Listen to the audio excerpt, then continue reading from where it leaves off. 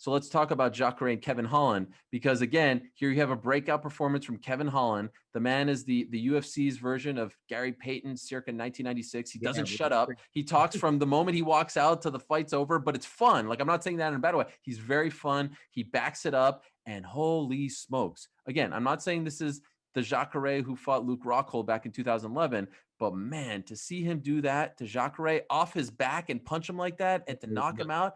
Kevin Holland, 5-0 DC, the third guy in UFC history, modern UFC history, to go 5-0 in a calendar year. But here's the part that we don't talk about enough: 5-0 since May. Yeah, 7 months, bro. He's pretty much fought every month for the last 7 months, and he's won and turned in his most impressive performance. You know why it was so impressive? Because he got taken out by Jacare super early. I even mumbled it when Joe said, "Oh, beautiful takedown by Jacare." I go, "That's too early." Right? Because they're dry. You wonder if this guy can keep up with this jiu-jitsu wizard on the ground. Because even as you get older, and you're a guy like Jacare, you might not be able to punch and be as fast, but you can still grapple. You can always grapple. You can always put your stuff on it. You're so familiar on the ground. Kevin handled that beautifully, the transition. He handled the ground game beautifully. But boy, when he was able to create some distance, he generated so much power. It was madness. You know, Ariel, he literally put up his knee shield with his right leg to get Jacare off of him. Because what you want to do as a top man is you want to pressure guys down, get them back flat on the mat. He pushes Jacare back with his knee shield. And then once the knee shield clears space, he slingshots himself with his right leg down towards the mat. And as he's doing that, he threw that punch. I mean, it was insane. Incredible power and athleticism. I mean, what? He slingshotted himself into the punch. It hits Jacare right here, which is the hardest part of your head. Yeah. Dude, most times when you're getting punched, you want to kind of put your head and make him hit this because it hurts. Jacare and then Jacare goes over the back of his legs, and then Holland's just over him like boom, boom, boom. Dude, this dude has all the swag. This dude's in the cage like dancing. I mentioned it on the broadcast. I was like, Kevin Holland's got all the swag. Jacare looks like a 41-year-old man trying to keep up with him. Jacare's like kind of dance and stiff. He looked like me out there. But this dude, I like Kevin Holland, man. He's the real deal. Everybody likes him. I mean, this whole thing I saw called Big Mouth on the preview before the fight. Great. To see where that kid's come and done it his way and still acts the same way. That thing that turned everybody off before, right? He was always yapping, is now the thing that people look forward to when he goes to fight, because either they love it or they hate the fact that he won't shut up, but nobody's been able to shut him up yet.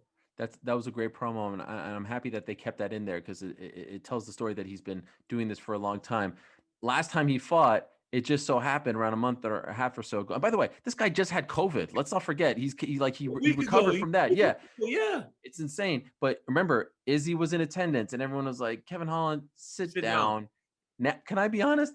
I would love to see it just for the trash talk. I would rather see Kevin Holland versus Izzy than Izzy versus Jan Blachowicz right now, just for the buildup, just for the trash talk. And I think Kevin Holland can actually he could represent. He could stay in there with him. No, am I crazy?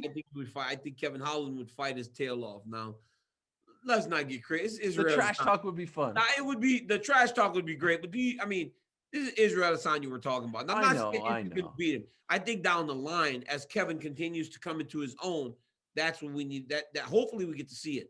But I mean, the prospects now of who he can, because think about this. Jacare Souza in his last fight fought Jan Blachowicz to a split decision. Then he got injured and he was away for a while. But if he hadn't gone up to 205, Jacare would still be ranked at 185.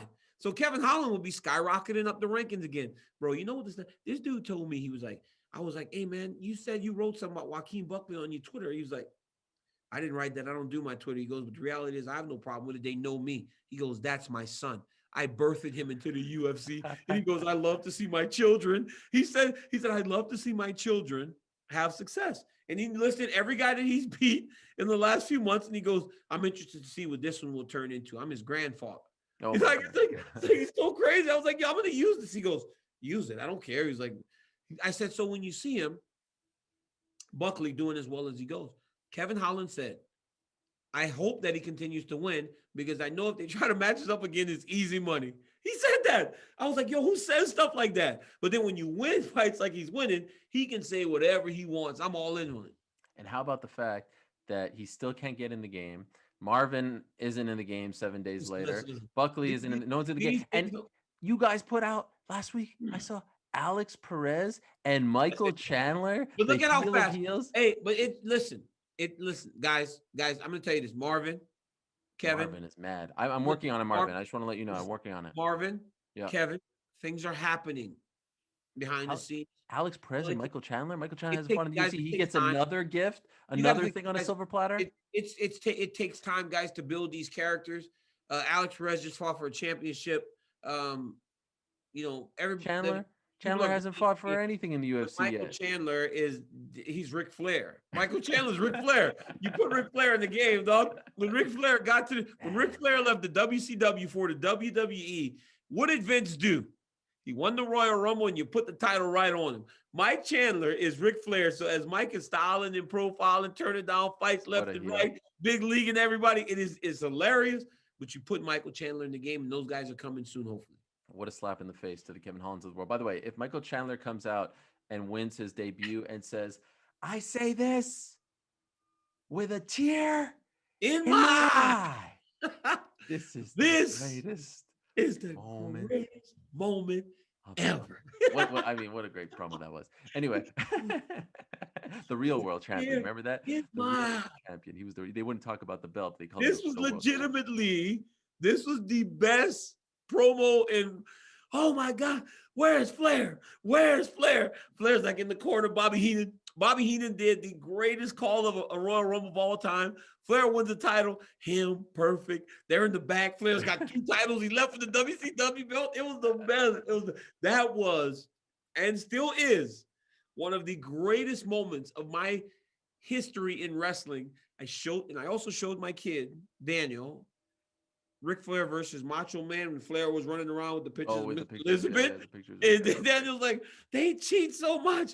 I hate Ric Flair, Dad. I hate Mr. Perfect. And why is his name Mr. Perfect? Bro, I know I'm going on a tangent, but this was wrestling. This is what you and I fell in love with the sport for. 1992.